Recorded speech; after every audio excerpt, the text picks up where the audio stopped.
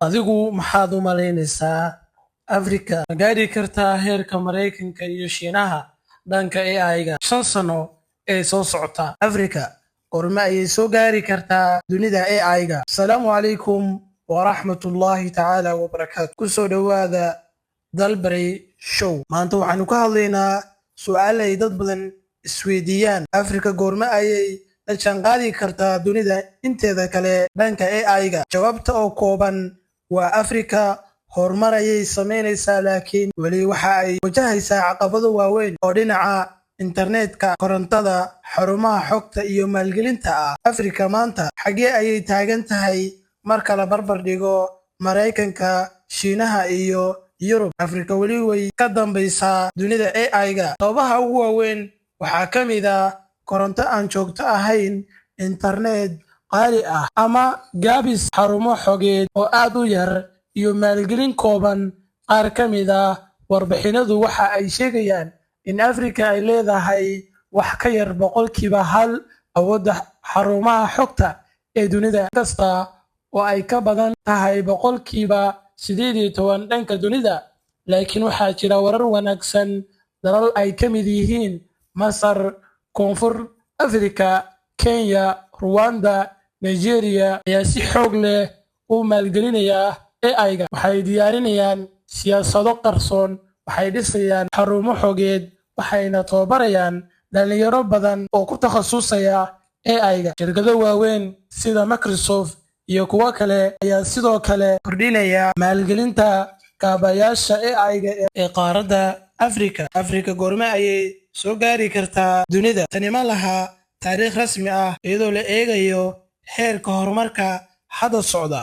Khubaro badan waxa ay aaminsan yihiin in haddii maalgelinta korontada iyo internetka iyo waxbarashada AI-ga ay sii kororto si joogto ah u socdaan, inay Afrika samayn karto horumar aad u weyn 10 ilaa 15 sano ee soo socda, gaar ahaan dhinaca adeegga AI-ga. Si kastaba ha ahaatee, dhinaca saamaynta modeliska AI-ga ee ugu waaweyn iyo kaabayaasha ugu awoodda badan waxaa laga yaabaa inay qaadato waqti dheer haddii aan la dardar gelin maalgashiga.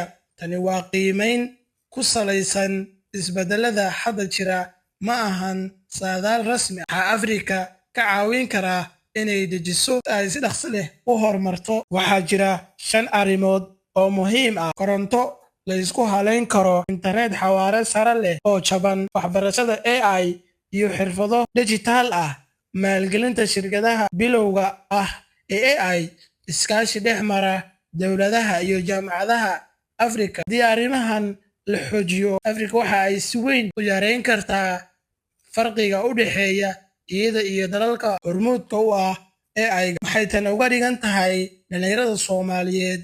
Inkasta oo Afrika aysan weli hogaamin AI, fursaddu weli waa ay furan tahay.